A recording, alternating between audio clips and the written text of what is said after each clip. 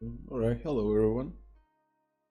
Let me check real quick that everything is on the right place and we can continue reading it.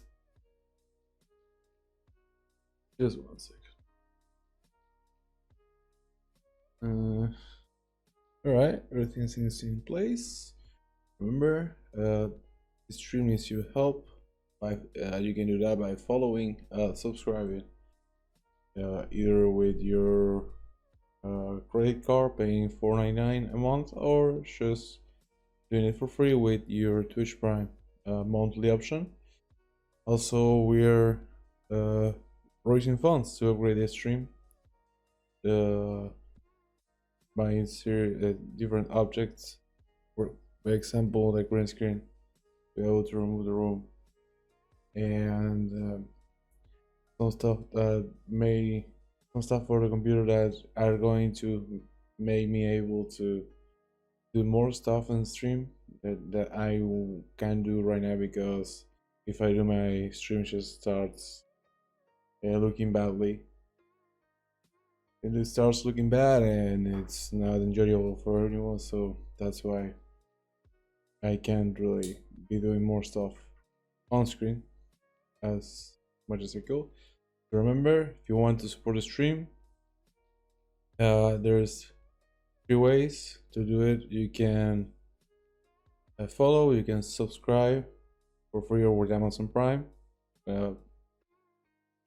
Type exclamation point Prime to see how to learn more about it. Or you can donate using the link that's on the information panel, or you can also type exclamation point donations, so it will give you the link to where you can do it, to go where you can do it. Also, if you want to get live updates on what's going on the stream, what's going on with me, what I'm doing, or what are the things you're planning to do on social media in general, you can follow me on Twitter at Boianover on Twitter, upper left side of the screen. You can also join for free the Discord channel, the Discord server, that exclamation point Discord, or you can look it up down in the information section. The link that's gonna drive you into my Discord server, in which you can talk with me or with the subs or the people that support the stream. Right, that being said, let's get on to it. This is loaded. The course will be a little difficult, but we're gonna get into this anyway. Let me fix real quick the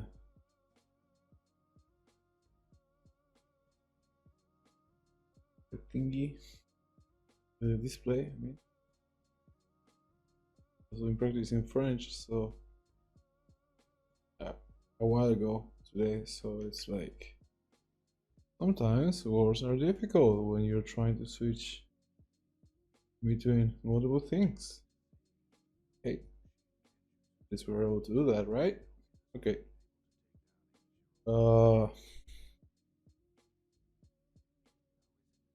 All said and done, remember, if you're seeing this on YouTube, you can if you're watching this on YouTube, remember, you can be aware of upcoming videos by clicking subscribe button and hitting the notification bell. So let's get enough advertisement. I know it's been 6 minutes of pure advertisement. I'm sorry if you had to sit through all of that. Right, chapter 4. No, that's not what we're. It's not. Okay, here. Part 2. June of 1958. My surface is myself, under which to witness youth is buried. Roots, everybody has roots. William Carlos Williams, Patterson. Sometimes I wonder what I'm gonna do. There ain't no cure for summertime blues. Eddie Cochran. Chapter 4. Ben Hanscom takes a fall. Around 11:45 p.m., one of the stewards serving first class on the Omaha to Chicago run, United Airlines Flight 41, gets one hell of a shock when he thinks for a few moments that the man in 1A has died. When he boarded to Omaha, she thought to herself, "Oh boy, here comes trouble. He's just as drunk as a lord." The stinks of whiskey around his head reminded her fleetingly of the cloud of dust that always surrounds the dirty little boy in the Peanuts strip. Big Ben, his name is. She was nervous about first service, which is the booze service. She was sure he would ask for a drink, and probably a double one. Then she would have to decide whether or not to serve him. Also, just to add to the fun, there have been thunderstorms all along the route tonight, and she is quite sure that at some point the man, a lanky guy dressed in jeans and a chambray, will begin up chucking. When first service came along, the gentleman ordered nothing more than a glass of club soda, just as polite as you could want. His service light has not gone on, and the stew forgets all about him soon enough, because the flight is a busy one. The flight is, in fact, the kind you want to forget as soon as it's over. One of those during which you just might, if you had time, have a few questions about the possibility of your own survival. United 41 slaloms between the ugly pockets of thunder and lightning like a good skier going downhill. The air is very rough. The passengers exclaim and make no uneasy jokes about the lightning. They can see flickering, I don't know, the thick pillars of cloud. Alright, that's the passengers exclaim and make uneasy jokes about the lightning they can see flickering on and off in the thick pillars of cloud around the plane. "Mommy, is God taking pictures of the angels? A little boy asks. And his mother, who is looking rather green, laughs shakily. First service turns out to be the only service of 41 that night. The seatbelt sign goes on 20 minutes into the flight and stays on. All the same, the stewardesses stay in the aisles, answering the call buttons, which go off like a string of polite society firecrackers.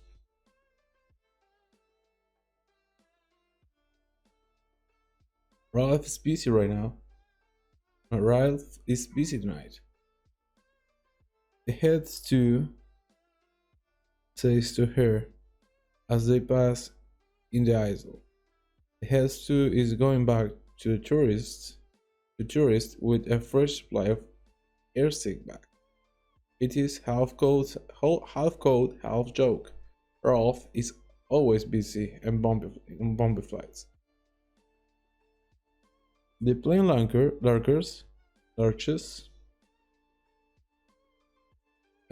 lurches. Someone cries out softly. The stewardess turns a bit and puts out a hand to catch her balance, and looks directly into the slightless eyes of the man on 1A. "Oh my dear God, he's dead," she thinks. "The liquor before he got down. Then the bombs. He's hurt. Scared to death."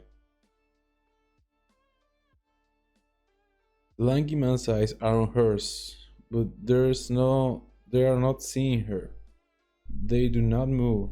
They are perfectly glazed. Surely they are the eyes of a dead man.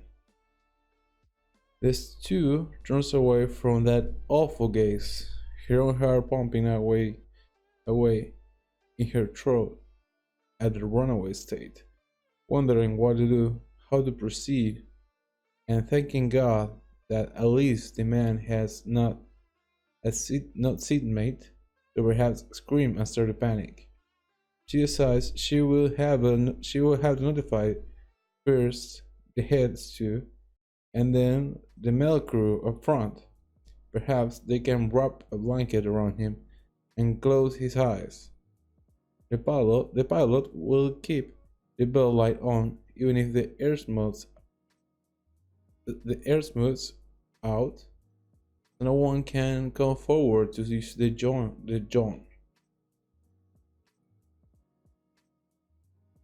And when the other passengers deplane, they'll think it's just asleep. These thoughts go through her mind rapidly, and she turns back for a confirming look. The dead, sightless eyes fix upon hers. And then the corpse picks up his glass, club soda, and sips from it. Just then the plane staggers again, tilts, and the tears little scream of surprise is lost in other hearty cries of fear. The man's eyes move then. Not much, but enough so she understands that he is alive and seeing her, and she thinks, why? I thought we. I thought when he got on. Why? I thought when he got on, he was in his mid-50s, but he's nowhere near that old, in spite the graying hair.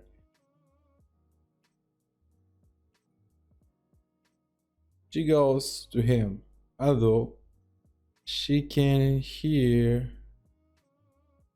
the impatient chime of call buttons behind her. Ralph is indeed busy tonight. After their perfectly safe landing at O'Hare 30 minutes from now, the stews will dispose of over 70 airsick bags.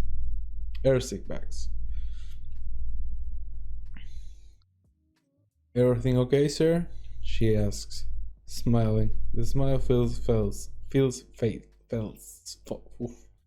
The smile feels false, unreal. Everything is fine and well, and the lanky man says. He glances at the first class stop tucked into the little slot of his seatbelt and sees that his name is Hanscom. Fine and well. But it's a bit bumpy tonight, isn't it? You got to work to cut out for you. You got your work cut good out for you. I think. Don't bother with me. He offers her a ghastly smile, a smile that makes her think of scarecrows flapping in the November fields. I'm fine and well. You looked good. A little under the weather.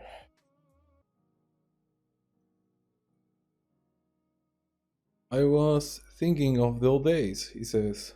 I only realized earlier tonight that there were such things as old days, at least as far as I myself am concerned. More cowboys chime. Pardon me, stewardess. Someone calls nervously. Well, if you're quite sure, you're alright. Well, if you're quite sure you're alright. I was thinking about a dam I built with some friends of mine, Hanscom says. The first friends I ever had, I guess. They were building the dam when I he stops, looks startled, then laughs. It is an honest laugh, almost the careful laugh of a boy, and it sounds very odd in this Jonesing bucking plane. When I drop in on them, and that's almost literally what I did. Anyhow, they were making a hell of a mess with that dam. I remember that. They were this. Excuse me, sir. I ought to get about my appointment rounds again. Of course you should. She hurries away, glad to be rid of that gaze. The deadly, almost hypnotic gaze. When Hanscom turns his head to the window and looks out, lightning goes off inside huge timberheads, 9 miles of the starboard wing. In the startled flashes of light, the cloud looks like huge transparent brains filled with bad thoughts. He feels in the pocket of his vest, but the silver dollars are gone out of his pocket and into the Ricky List. Suddenly, he wishes he has saved at least one of them. It might have come in handy. Of course, you could go down to any bank, at least when you weren't bumping around at 27,000 feet, you could, and get a handful of silver dollars. But you couldn't do anything with the lousy copper sandwiches the government was trying to pass off as real coins these days. And for werewolves and vampires and all manner of things that's queered by starlight, it was silver you wanted. Honest silver. You needed silver to stop a monster you needed.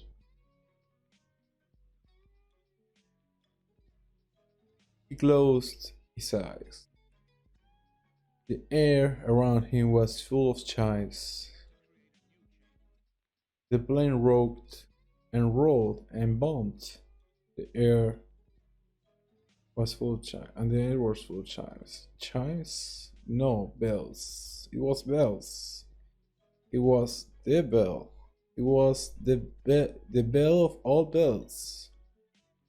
The one you waited for all year once the new were off school again.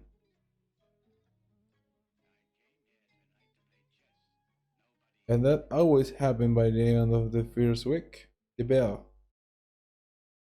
The one that signaled freedom again. The apotheosis of all school bells. Yeah, I remember that now. Yeah, that was nice. Ben Hanscom sits in his first class seat. Ben Hanscom sits in his first class seat, suspended amid the thunder at 27,000 feet. His face turned to the window, and he feels the wall of time grow suddenly thin. Some terrible, wonderful peristalsis has begun to take place. He thinks, "My God, I am being digested by my own past." The lightning plays fitfully across his face.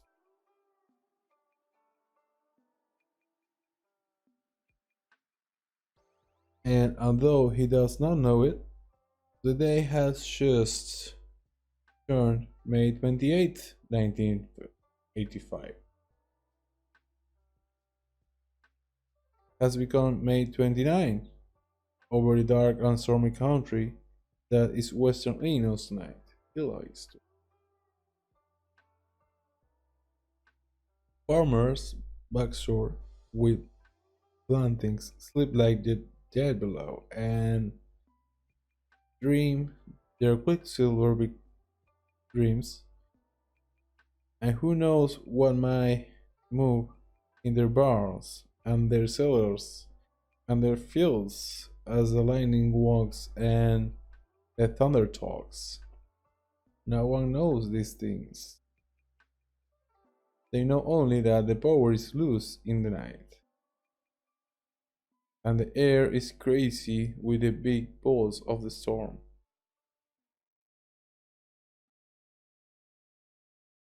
But its bells and 27,000 feet as the plane breaks into the clear again, as its motion steadies again. It is bells, it is the bell as Ben Hanscom sleeps, and as he sleeps, the wall between past and present disappears completely, and he tumbles backward through years like a man falling down in a deep well. Wells time traveler perhaps, falling with a broken iron rung in one hand down and down into the land of the Morlocks, where machines spawn on and on in the tunnels of the night. It's 1981, 1977, 1969, and suddenly he's here. Here's June of 1958. Bright summer light is everywhere, and behind sleeping headlights, Hanscom pupils contract at the command of his dreaming brain, which sees not the darkness which lies over Western Illinois, but the bright sunlight of a June day in the Rye, Maine, 27 years ago. Bells, the bell. School is out. The sound of the well went. Archer. The sound of the well went burring up and down the house of the Rye School, a big brick building which stood on Jackson Street. And at its sound, the children in Ben Hanscom's fifth grade classroom raised a spontaneous cheer, and Mistress Douglas, usually the strictest of teachers, made no effort to call them. Perhaps she knew it would have been impossible. Children, she called. Children, she called when the cheer died. May I have your attention for a final moment? Now a babble of excited chatter mixed with a few groans rose in the classroom. Mrs. Douglas was holding the report cards in her hand. I sure hope I pass, Sally Mueller said cheerfully to Bev Marsh, who sat in the next row.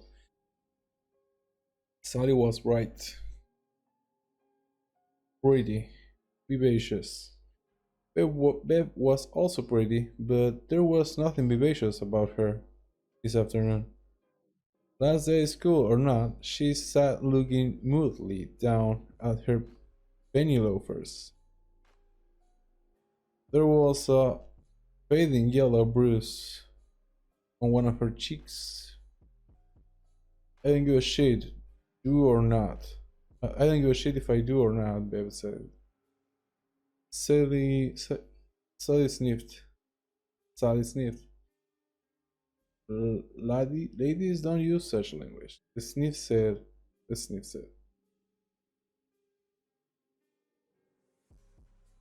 Then she turned to Greta Bowie. It had probably only been the excitement of the bell signaling the end of another school year that had caused Sally to sleep and speak to Beverly anyhow. Ben thought Sally Mueller and Greta Bowie both came from rich families with houses on West Broadway, while Bev came to school from one of those shiny apartment buildings on Lower Main Street. Lower Main Street and West Broadway were only a mile and a half apart, but even a kid like Ben knew that the real distance was like the distance between Earth and the planet Pluto. All you had to do was look at Beverly's Marsh cheap sweater, her too big skirt that probably came from the Salvation Army thrift, thrift box, and her scuffed penny loafers to know just how far one was from the other. But Ben still liked Beverly better, a lot better. Sally and Greta had nice clothes, and he guessed they probably had their hair permed or waved or something every month or so. But he didn't think that changed the basic facts of at all. They could get their hair permed every day and they'd still be a couple of conceited sots.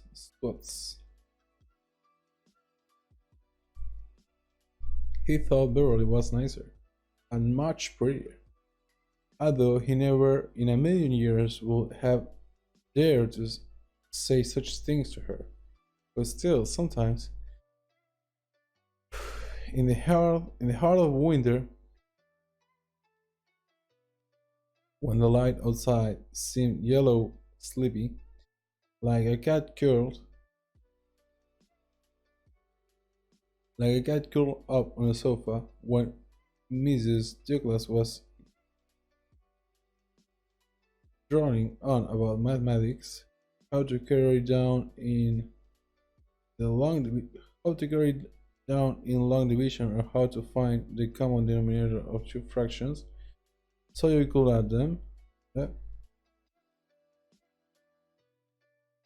He thought Beverly was nicer and much prettier, although he never in a million years would have dared say such a thing to her. But still, sometimes, in the heart of winter, when the light outside seemed yellow, sleepy, like a cat curled up on a sofa, when Mrs. Douglas was droning on about mathematics, how to carry down in long division, how to carry down in long divisions, or how to find the common denominator of two fractions so you could add them, or reading the questions from Shiny Bridges, or talking about thin deposits in Paraguay, on Paraguay. On those days when it seemed that school would never end, and it didn't matter if it didn't because all the world outside was slush. On those days, Ben would sometimes look sideways at Beverly, stealing her face, and his heart would both hurt desperately and somehow grow brighter at the same time. I suppose he had a crush on her, or was in love with her, or that was why it always and that was why it was always Beverly, he thought, of when the penguins came on the radio singing Earth Angel. My darling dear, love you all the time. Yeah, it was stupid, alright? Floppy as a used Kleenex, but it was alright, too, because he would never tell. He thought that fat boy were probably only allowed to love pretty girls inside. If he told anyone how he felt, not that he had anyone to tell, that person would probably laugh until he had a heart attack. And if he ever told Beverly, she would either laugh herself bad or make retching noises of disgust worse. Now please come up as soon as I call your name. Paul Anderson, Carla Bordeaux, Greta Bowie, Calvin Clark, Cissy Clark, as she called their names, Mrs. Douglas, fifth grade class came forward one by one, except for the Clark twins, who came together as always, hand in hand, indistinguishable except for the length of their white blonde hair and the fact that she wore a dress while he wore jeans. Took their buff colored report cards with the American flag on the pledge of allegiance on the front and the Lord's Prayer on the back, walked sedately out of the classroom. Sedately out of the classroom. And then bounded down the hall to where the big front doors had been chucked open. And then they simply ran out into summer and were gone. Some on bikes, some Skyping, some riding invisible horses and slapping their hands against the sides of their thighs to manufacture hoofbeats, some with arms slung about each other, singing, mine eyes had ever seen the glory of the burning of the school.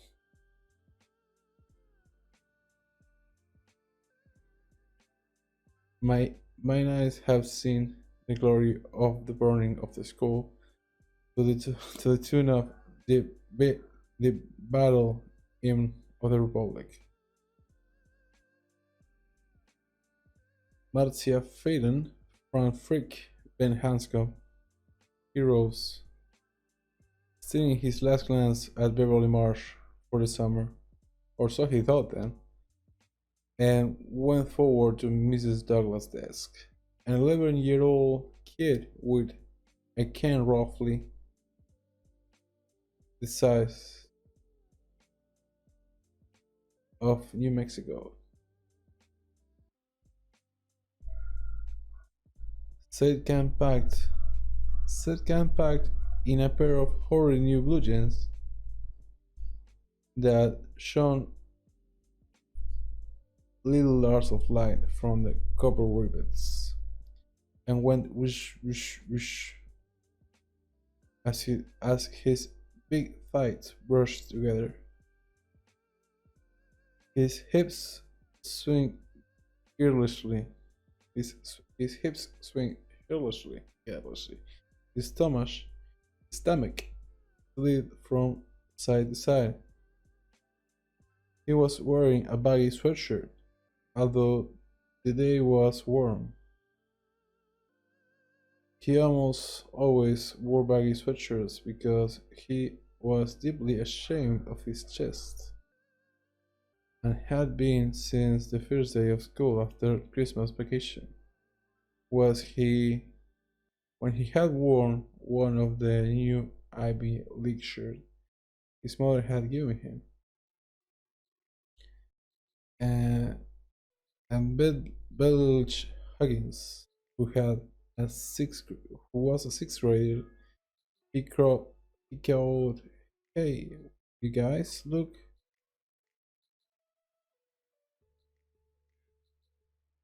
at what Santa Claus brought Ben Hanscom for Christmas, a big set of titties." Alright, let's go again. He almost always wore baggy sweatshirts because he was deeply ashamed of his chest, and he had been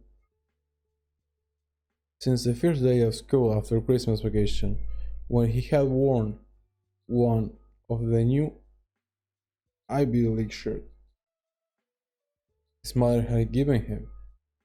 And Buck Buggins, who was a sixth grader, had called,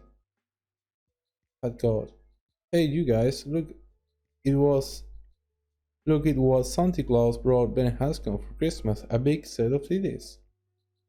Welch had nearly collapsed with the deliciousness of his wit. Others had laughed as well. A few of them, girls, if a hole leading into the underworld had opened before him, at that very moment, men would have dropped it. Uh, Others had laughed as well. A few of them, girls, if a hole leading into the underworld had opened before him, at that very moment,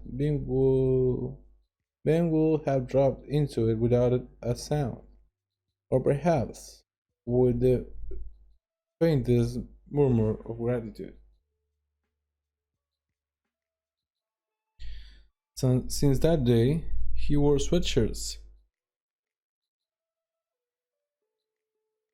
Since that day, he wore sweatshirts. He had four of them: the baggy brown, the baggy green, and the two baggy blues. It was one of the few things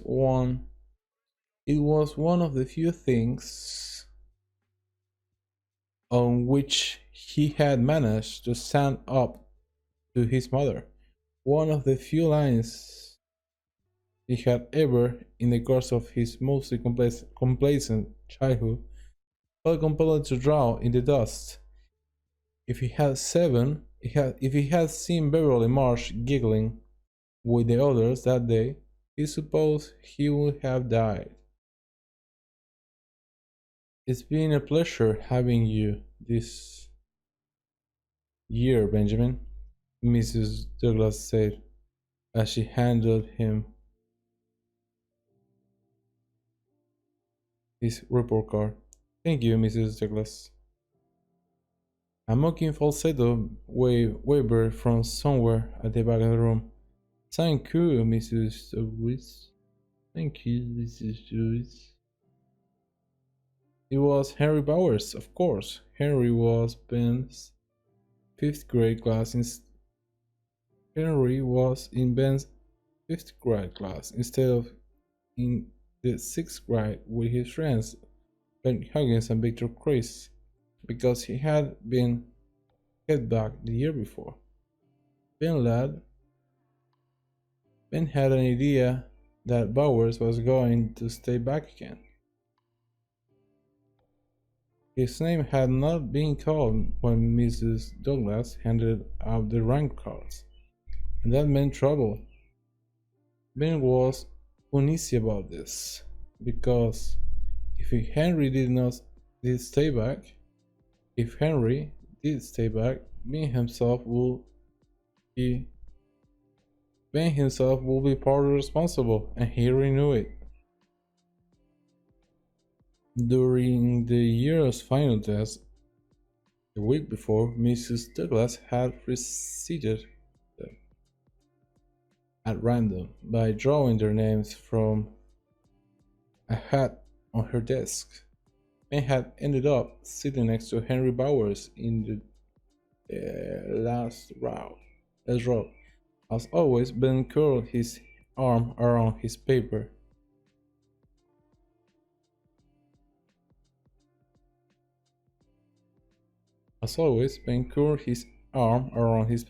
And then bent close to it, feeling the somehow comforting press of his gut against his desk, licking his bebop pencil occasionally for inspiration.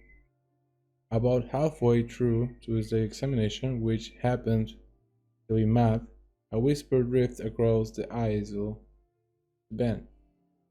It was low and uncaring and expert as the whisper of a veteran caught passing a message in the prison exercise yard. Ben had looked to his left directly directly into the black and furious eyes of Henry Bowers. Henry was a big boy, even for 12. His arms and legs were thick with farm muscle. His father, who was reputed crazy, his father, who was reputed to be crazy, had a little spread out at the end of Kansas Street near the Newport town line, and Henry put in at least 30 hours a week hoeing, weeding, planting, digging rocks, cutting wood, and reaping, if there was anything to reap. Henry's hair was cut in an angry-looking flat-top short. Henry's hair was cut in an angry-looking flat-top, short enough for the white of his scalp to show through. He butch-waxed the front with a tube he always carried in the hip pocket of his jeans, and as a result, the hair just above his forehead looked like the teeth of an oncoming power mower. An odor of sweat and juicy fruit gum always hung about him. He wore a pink motorcycle jacket with an eagle on the back to school. Once a fourth grader was unwise enough to laugh at the jacket. Henry had turned on the little skirt, limber as a weasel and quick as an adder, and double pumped the skirt with the work trimmed fist. The skirt lost three front teeth. Henry got a 2-week vacation from school. Ben had hoped,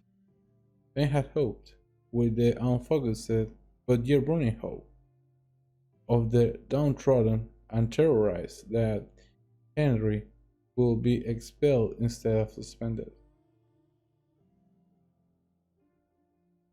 Not such luck. Bad pennies always turned up. His suspension over, Henry had swaggered back into the schoolyard, balefully resplendent in his pink motorcycle jacket hair, butch-waxed so heavily that it seemed to scream up from his skull. Both eyes were puffed. Colorless traces of the beating his crazy father had administered for fighting in the play-yard. The traces of the beating eventually faded, for the kids who had to somehow coexist with Henry at the ride. The lesson did not. To the best of Ben's knowledge, no one had said anything about Henry's pink motorcycle jacket with the eagle on the back since then. When he whispered grimly at Ben to let him copy, his thoughts had gone skyrocketing through Ben's mind, which was every bit as lean and quick as his body was obese. In a space of seconds, the first was that Mrs. Douglas caught cheating answers of his paper. Both of them would... What? The first was that if Mrs. Douglas caught Henry cheating answers of his paper, both of them would get zeros on their tests. The second was that if he didn't let Henry copy, Henry would almost surely catch him after school and administer a feeble double pump to him, probably with Higgins holding one of his arms and holding the other. and Chris holding the other. These were the thoughts of a child, and there was nothing surprising about that because he was a child. The third and last thought, however, was more sophisticated, almost adult. He might get me, alright, but maybe I can keep out of his way for the last week of school. I'm pretty sure he can, if I really try. And he'll forget over the summer. I think, yeah, he's pretty stupid. If he flunks this test, maybe he'll stay back again. And if he stays back, I get ahead of him. I won't be in the same room with him anymore. I get the junior high before he does. I might be free. Let me copy, Henry whispered again. His black eyes were now blazing, demanding.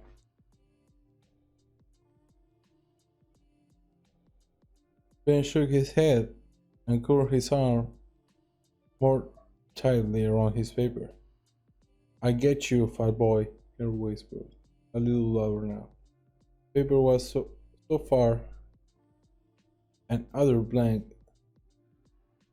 save for his name. His paper was so far and other blank save for his name. But he was desperate. If he flunked his exam and stayed back again, his father will bear his brain out. You let me copy or I get you bad. Ben shook his head again, his jaws quivering. He was scared, but he was also determined. He realized that for the first time of his life he had consciously committed himself to a course of action, and that also frightened him. Although he didn't exactly know why, it would be long years before he would realize it was the cold-bloodedness of his calculations, the careful and pragmatic counting of the costs, with its intimations of onrushing output, that had scared him even more than Henry had scared him. He might be able to dodge out of it, where he will probably think in such a way almost all the time would hate him in the end. Would they? In the end.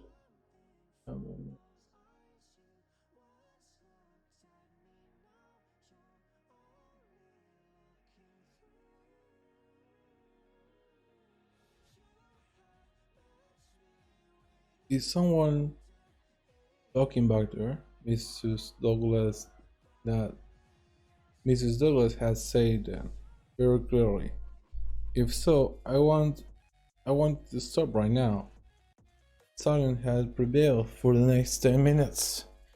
Young heads remained studiously bent over examination sheets, with seam of a flagrant purple mimograph. Silence had prevailed for the next 10 minutes. Young heads remained studiously bare feet over examination sheets, which smelled of fragrant purple mimograph ink. And then Henry whispered had floated across. The eyes again, thin, just audible, feeling in the calm assurance of its promise. You're dead, fat boy.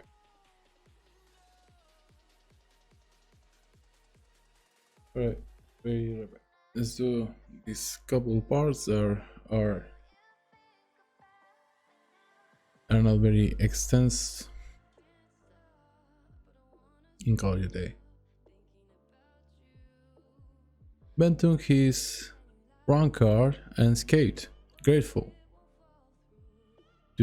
grateful to whatever gods there are for 11-year-old fat boys that Henry Bowers had not, by virtue of alphabetical order, Ben took his shrine card and escaped, grateful to whatever gods there are for 11-year-old fat boys that Henry Bowers had not, by virtue of the alphabetical order, been allowed to escape the classroom first, so he could lay for Ben outside. He did not run down the corridor like the other children. He could run, and quite fast for a kid his size, but he was acutely aware of how funny he looked when he did. He walked fast, true. He walked fast though, and emerged from the school book smelling and emerged from the cool book smelling hall and into the bright June sunshine. He stood with his face turned up into that sunshine for a moment, grateful for its warmth and his freedom. September was a million years from today. The calendar might say something different, but what the calendar said was a lie. The summer would be much longer than the sum of its days, and it belonged to him. He felt as tall as a standpipe and as wide as the whole town. Someone bumped him hard. Pleasant thoughts of the summer lying before him were driven from Ben's mind as he tottered wildly for balance on the edge of the stone steps. He grabbed the iron railing just in time to save himself from a nasty tumble. "Get out of my way, you two tub of guts." It was by Victor Chris. His hair combed back in an Elvis pompadour and gleaming with brilliant cream. He went down in the steps and along the walk to the front gate. Hands in the pockets of his jeans, shirt collar turned up hood style. What? He went down the steps and along the walk to the front gate. Hands in the pockets of his jeans, shirt collar turned up hood style. Pleats on his engineer boots, dragging and tapping. Ben, his heart still beating rapidly from his fright, saw that bell hugging was standing across the street, having a butt.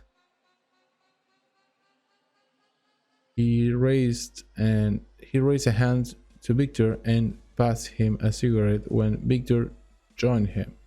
Victor took a drag, handed it back to Belk, and pointed to where Ben stood, now halfway down the steps. He said something and they both broke up. Ben's face flamed dully. "They always got you. It was like fate or something. You like this place so well, you're gonna stand here all day?" a voice said at his elbow. He turned and his face became hotter still. It was Beverly Marsh, her auburn hair and dazzling cloud around her head and upon her shoulders, her eyes a lovely grey green.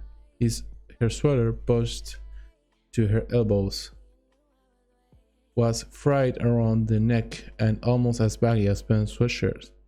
Too baggy, certainly, to tell if she was getting any chest works yet. Too baggy, certainly, to tell if she was getting any chest works yet. But Ben didn't care.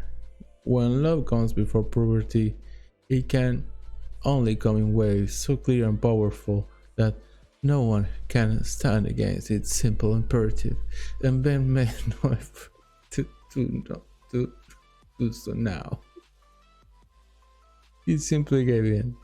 He felt both foolish and exalted, as miserable embarrassed as he had ever been in his life, and yet inarguably blessed.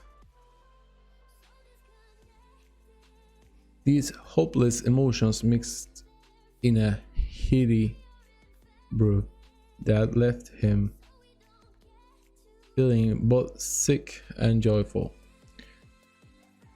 "No," he croaked, "guess not." A large grin spread across his face. He knew how idiotic it must look, but he could not seem to pull it back. "Well, good, 'cause school's out, you know? Thank God." Have another croak. He had to clear his throat, and his blush deepened. "Have a nice summer, Beverly. You too, Ben. See you next year."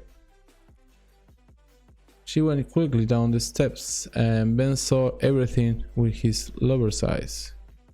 The bright tartan of her skirt, the bounce of her red hair against the back of her sweater, her milky complexion, a small healing cut across the back of one calf, and for some reason this last caused another way of feeling to sweep him so powerfully he had to grope for rereading again.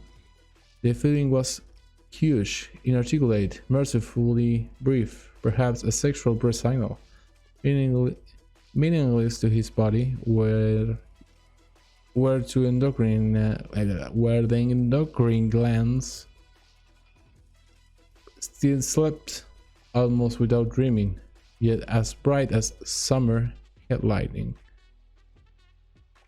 A bright golden ankle bracelet she wore just above her right loafer. Winking back, the sun in brilliant little flashes. Okay. A sound, some sort of sound, escaped him. He went down the steps like a feeble old man and stood at the bottom, watching until she turned left and disappeared beyond the high hedge that separated the schoolyard from the sidewalk. 4. He only stood there for a moment, and then, while the kids were still streaming past in yelling running groups, He only stood there for a moment, and then, while kids were still streaming past in yelling groups, he remembered Henry Bowers and hurried around the building. He crossed the little kids' playground. Why is he still in school? He's trying to escape. Why is he still there? He should be at home. He crossed the little kids' playground, running his fingers across the swing chains to make them jingle, and stepping over the tether boards. He went out the much smaller gate which gave on Charles Street, and headed off to the left, never looking back at the stone pile where he had spent most of his weekdays over the last 9 months. He stuffed his rank car in his back pocket and started to whistle. He was wearing a pair of Keds, but so far as he could tell, their soles never touched the sidewalk for 8 blocks or so. School had let out just past noon. His mother will not be home until at least 6, because on Fridays She went right to the shop and saved after work. The rest of the day was his. He went down to Macaron Park for a while and sat under a tree, not doing anything but occasionally whispering, "I love Beverly Marsh," under his breath. I love Beverly Marsh. Feeling more light-headed and romantic each time he said it. At one point, as a bunch of boys drifted into the park and began choosing upsides for a scratch baseball game, he whispered the words Beverly Hanscom twice, and then had to put his face into the grass until it cooled his burning cheeks. Shortly after that, he got up and headed across the park toward Costello Avenue. A walk of 5 more blocks would take him to the public library, which he supposed had been his destination all along. He was almost out of the park when a 6th grader named Peter Gordon saw him and yelled, "Hey Tits, wanna play? We need somebody to be right field." There was an explosion of laughter. Ben escaped it as fast as he could, punching his neck down into his collar like a turtle drawing into its shell. Still, he considered himself lucky. All in all, on another day, the boys might have chased him and yelled, "Hey Tits, wanna play? We need somebody in the rifle." Still, he considered himself lucky. All in all, on another day, the boys might have chased him, maybe just to run him out, maybe to roll him in the dirt, and see if he would cry. Today they were too absorbed in getting the game going. Whether or not you could use fingers or get topsies when you threw the bat for first picks, which team will get their guaranteed last up. Whether or not you could use fingers or get topsies when you threw the bat for first picks, which team will get their guaranteed last ups. All the best. All the rest, whatever. Ben happily left them to the Arcana proceeding, the first ball game of the summer, and went on his way. Ben happily left them to the Arcana proceeding, the first ball game of the summer, and went on his way. 3 blocks down Costello, he spied something interesting, perhaps even profitable, under someone's front hedge. Glass gleamed through the ripped side of an old paperback. Ben hooked the bag out onto the sidewalk with his foot. It seemed his luck really was in. There were four beer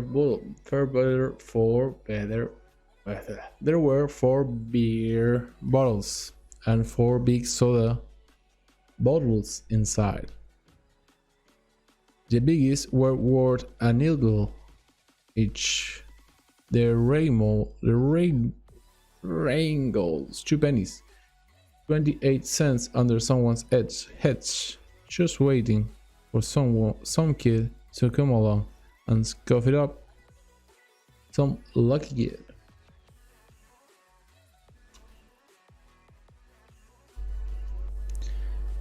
"That's me," Ben said happily, having no idea what the rest of the day had in store. He got moving again, holding the bag by the bottom so it wouldn't break open. The Costello Avenue market was a block further down the street, and Ben turned in. He swapped the bottles for cash and most of the cash for candy.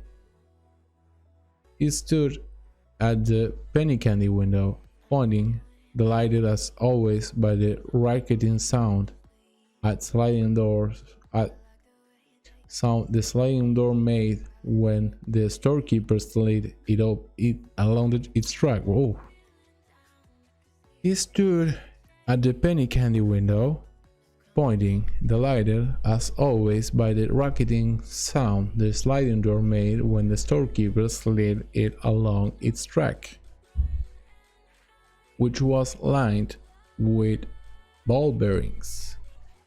He got 5 red liquorsing whips and 5 black, 10 root beer barrels, 2 for a penny, and a nickel strip of buttons, 5 to a row, 5 rows on a nickel strip. And you ate them right off the paper. The packet of Leakenade and the package of pets for his pest gun at home. Ben walked out with a small brown paper sack of candy in his hand and 4 cents in the right front pocket of his jeans. He looked at the brown bag with his load of sweetness and a thought suddenly tried to surface. You keep eating this way, Beverly Marsh is never going to look at you. But it was an unpleasant thought, so he pushed it away. It went easily enough. This was a thought used to being banished. If someone had asked him, "Ben, are you lonely?" he would have looked at that someone with real surprise. The question had never asked the question had never ever occurred to him. He had no friends, but he had his books and his dreams. He had his rebel models.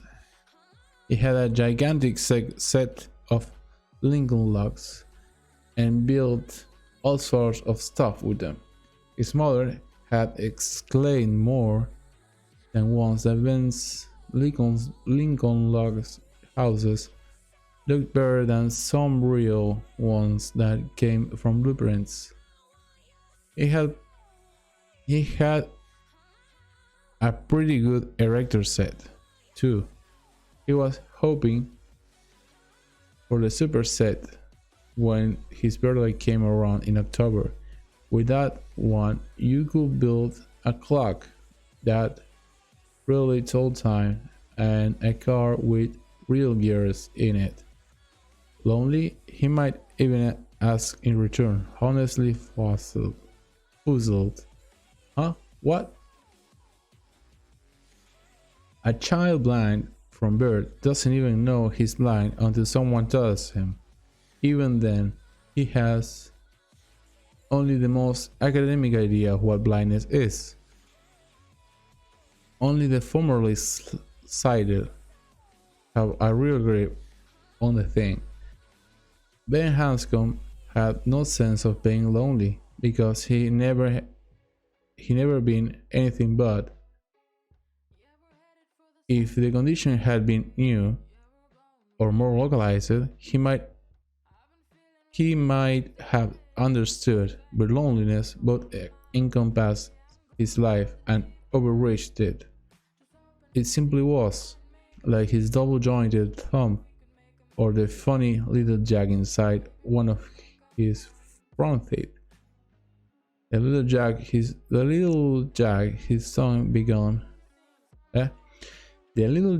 tongue began running over whenever he was nervous.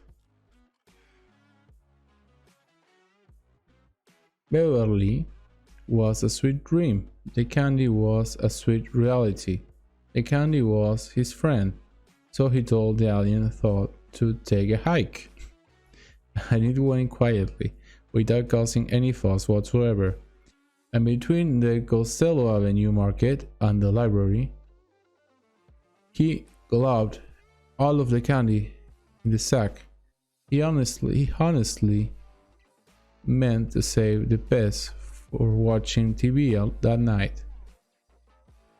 He liked to load them into the little plastic best guns, hand grip one by one. Liked to hear the accepting click of the small spring inside, and liked most of all to shoot them, into his mouth one by one, like a kid committing suicide by sugar. Whirlybirds was on tonight, with Kenneth Tobey as a fearless helicopter pilot, and Dragnet, where the cases were true, but the names had been changed to protect the innocent, and his favorite cop show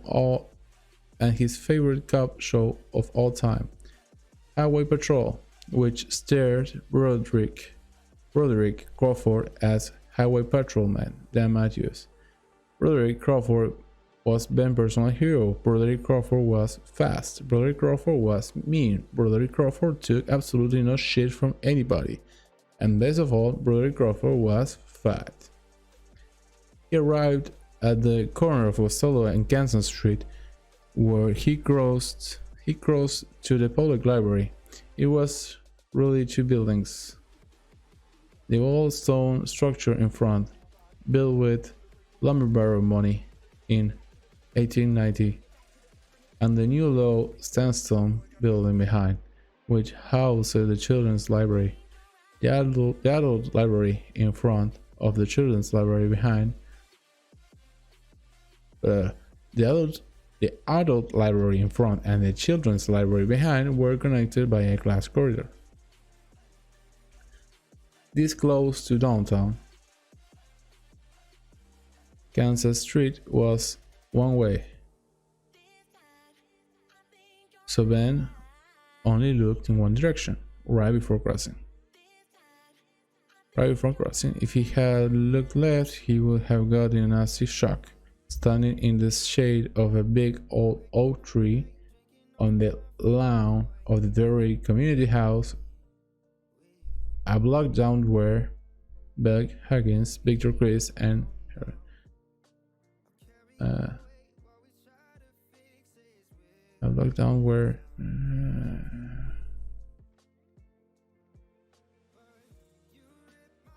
okay. So before crossing, if he had looked left, he would have gotten a nasty shock standing in the shade of a big old oak tree on the lawn of the Derry Community House, a block down where Billy Higgins, Victor Christ, and Harry Bowers.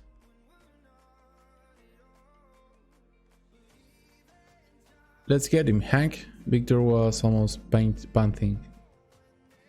Henry watched the fat little prick scutter across the street, his belly bouncing, the cowlick at the back of his head springing back and forth like a goddamn slinky, his ass wiggling like a girl's inside his new blue jeans. He estimated the distance between the three of them here on the community house lawn and Hanscom, and between Hanscom and the safety of the library. He thought they could probably get him before he made it inside, but Hanscom might start screaming. He wouldn't put it past the little pansy.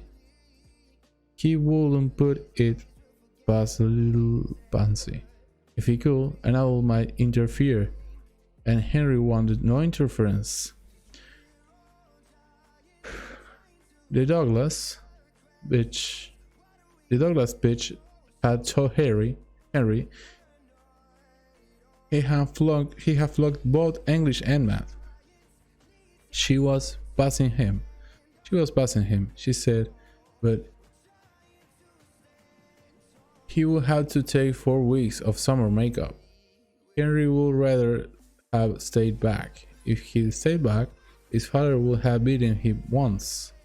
But with Henry at school, 4 hours a day for 4 weeks of the farm's busy season, his father was apt to beat him up half a dozen times, maybe even more.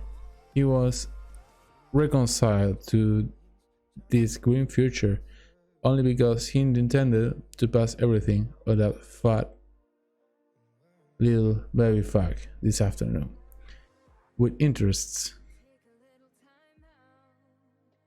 Yeah, let's go, Buck said. We'll wait for him to come out. They watched Ben open of the big double doors and go inside.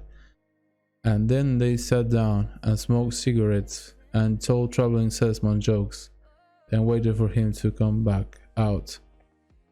Eventually, Henry knew he would. And when he did, Henry was going to make him sorry he was ever born.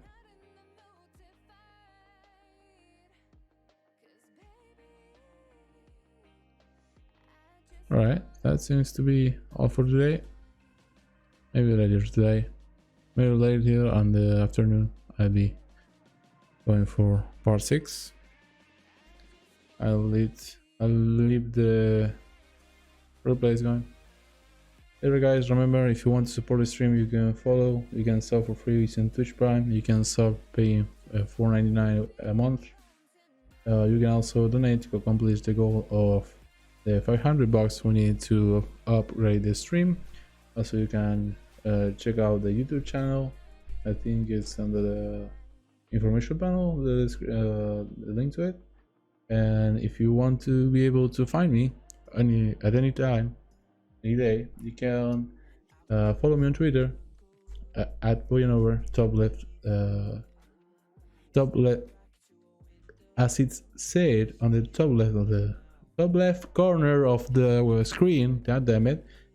Or join the Discord server. Or